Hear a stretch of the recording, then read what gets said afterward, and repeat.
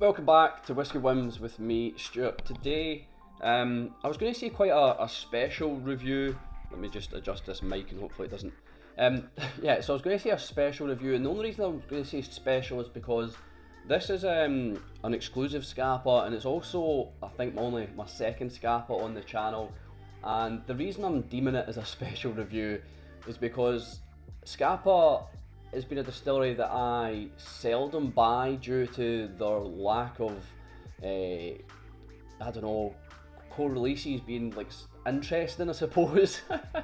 But they've since rebranded in a sense, and their core releases are now age statements, and they've also came out with something like this. So maybe not a special review, but for some reason in my eyes I feel like it's a special review or a special bottle somehow. So this is a exclusive for the Whisky Exchange, exclusively bottled for the Whisky Exchange. It's non-chill filtered, small batch release, 19-year-old, 56.7% ABV. It was, I think its RRP was about 130 to 150. It then went on sale, I don't know if it wasn't selling, and it went down to like £80, £90, and this was actually a Christmas gift from the father-in-law and the stepmother-in-law, mother-in-law. This was a Christmas gift from my wife's dad and stepmom. So yeah, what else can I say about it? Yeah, the price, that's what I was going to say. I just completely lost my train of thought because I was trying to explain stepmother-in-law. So the price, I had actually sent this to Stevie, the father-in-law, saying that this might be a good bottle for him to buy when it was reduced to £80. I didn't really think I was going to buy it myself, just because I've had a bit of a hit and a miss relationship with Scapa in the past, and I thought that it might not be something that I'd enjoy, so I thought he'd definitely enjoy it. And then it turned out I forgot about it, and he had actually bought me a bottle of it for Christmas. So anyway, that's the story behind it. There is a little bit more of a story before we get to the review. This dramatically, and I mean dramatically, changes with time in the glass. So I opened this last week. I've only had it open a week, and I have been like going through it quite well. I don't know if well is the correct word. Like, well done, Stuart, for drinking alcohol. But we opened this last week at my wife's papa's, and there were 4 of us there in total, including me. And they weren't ready, or I wasn't ready for they had poured me a dram of something else, and I'd opened this and already poured a dram, and I thought, alright, I'll wait until I've had my dram of something else.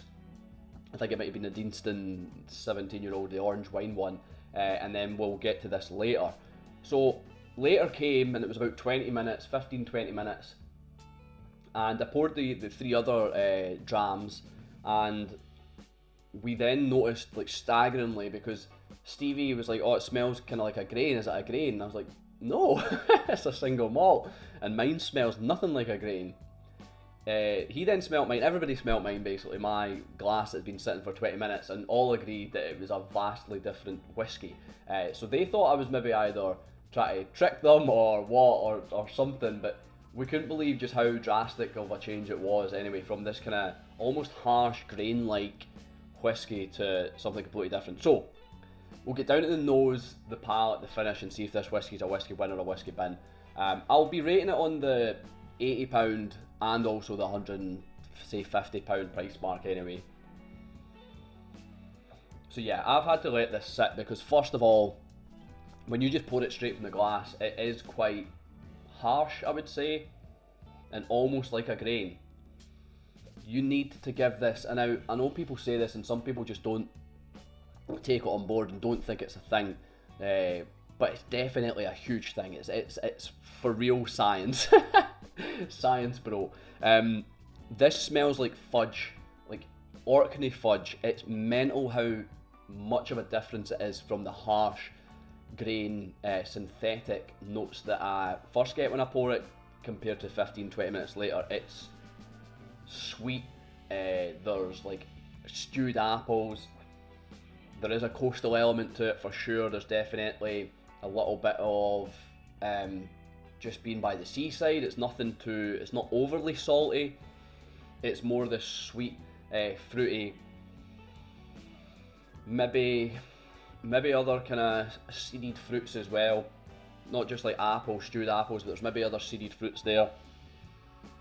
There's a really lovely kind of, how would you describe it? It's like a pastry. Maybe just tying with the apple, like an apple strudel or something. It's got a little bit of cinnamon there, and I don't think, it doesn't say sherry, and it doesn't say bourbon, but with the nose that I'm getting, I feel like it might have had some sherry influence, but I don't know. There is a little bit of a grassy element to it as well, but nothing. It's maybe more like, instead of grassy, it's maybe more herbal and floral. Yeah, it's more floral than it is grassy. It's just a fantastic nose, and honestly, this creaminess, this fudginess, has been one of the most distinct noses that I've been able to pick up, and I mean just like obvious, like very blatantly obvious, how much and how similar it actually smells to just fudge, and specifically Orkney fudge, because it's from Orkney. We'll say Orkney fudge, but Orkney fudge is amazing. So the palate,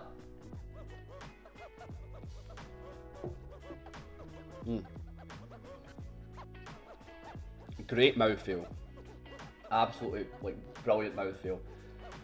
Marmalade on toast. There's like a little bit of orange coming through, maybe like just the zest of orange. It's coastal elements are coming through as well, more on the palate, but it's just the marmalade on toast is mental. It's so good, it's so tasty, it's well developed, it's very, I'm not going to say refined, because I feel like refined's too surgical. It's just, it's a really good whiskey. It's balanced, it's got complexity there, it's got a great mouthfeel, robust.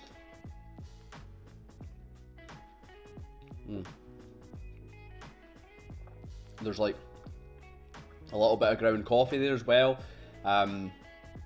Yeah, like I don't know, I make a lot of AeroPress coffee at work, and to wash out the AeroPress, probably wrong. I just run it under hot boiling water instead of using soap or anything, because we don't really have, like, I don't have fairy liquid accessible just at work where I am, so I just run it under hot water, and it's kind of like that, the leftover smell, taste of that, just on the plastic.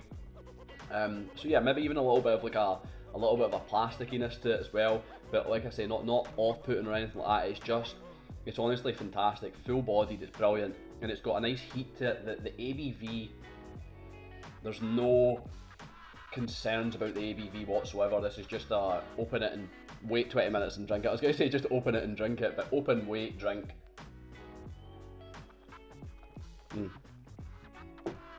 Perhaps some like apricots or something there. Go with the, sure, apricots are seeded fruits. Go with the seeded fruits from the nose. But yeah, it's just it's so good in the palate. Creamy again, tying in with that Orkney fudge from the nose. Maybe even, I know I've said this in a couple of reviews recently, like, and I just can't seem to get away from it, but like salted caramel or salted fudge. So yeah, maybe even like tablet, maybe closer to tablet than sea salted, because I know tablet has like a little bit of not a saltiness, it's obviously a sweet confectionery or sweet, but it has got a little bit of, I'm pretty sure you put salt in tablet to like take the edge off it a little bit. So maybe more tablet rather than sea salt or sea salted fudge. Yeah, let's go tablet. And if you don't know what tablet is, it's just Scottish, it's like a Scottish hard fudge, if you will. It's just loads of sugar and butter. The finish is a lot of wood. There's a lot of oak there. There's a little bit of heat in the chest with the finish. There's definitely wood. There's the creaminess is there in the finish. There's kind of, I try to think what it is.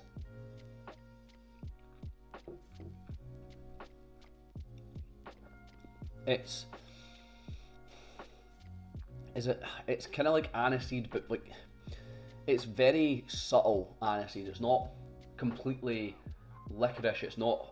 I'm not a big fan of licorice. I've probably said it before, so it's not like horribly dominant licorice. It's just a little bit of aniseed there in the back on the finish, which I'm enjoying, and it's a fairly long finish as well. I'm going to just get down to the review, the conclusion, because I feel like the introduction was quite long. I think you know what it's going to be. So like I said, it's a robust, it's a competitor. It makes me excited, gives me a little bit of flutters to think that this is what Scapa can do and what Scapa should be doing, and it makes me want to buy more Scapa. It makes me want to delve into more Scapa, and it's a competitor for Highland Park, not with the peat, just with it being the Orkney distillery. This is what Scapa should be. It's fantastic. It's brilliant. So would I buy it again? I would 100% buy this again. I want to explore more Scapa, so I probably won't buy it again, but I would buy it again. If I was say I bought I don't know, another Scapa official bottling and it didn't hit the mark, I would then just go back to this, because this is just superb.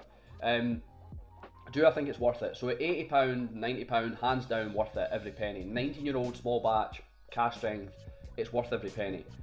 If we went on to the higher scale, I'm pretty sure the RRP was like 130, 150, so if we went to the highest 150, I don't think it was any higher, I would still say that the experience is worth 150. Would I have pulled the trigger at 150? Absolutely not, because it would have been a gamble. However, after trying it, could I then spend that 150 on it? Yes. I think I could. Like I say, hard to justify prior to trying, but now that I've tried it, I think it's worth it. But it'd be hard to pay 150 when you know that it's been bought for £80, £90 on the discounted sale. Would I recommend it? Yeah, it's easy. This is an easy one. It's a fantastic whiskey. It's got me excited about Scapa. It's a 3 out of 3. It's a Whisky Win. I hope you've enjoyed the review. I've been Stuart. This has been Whisky Whims. I'll see you later.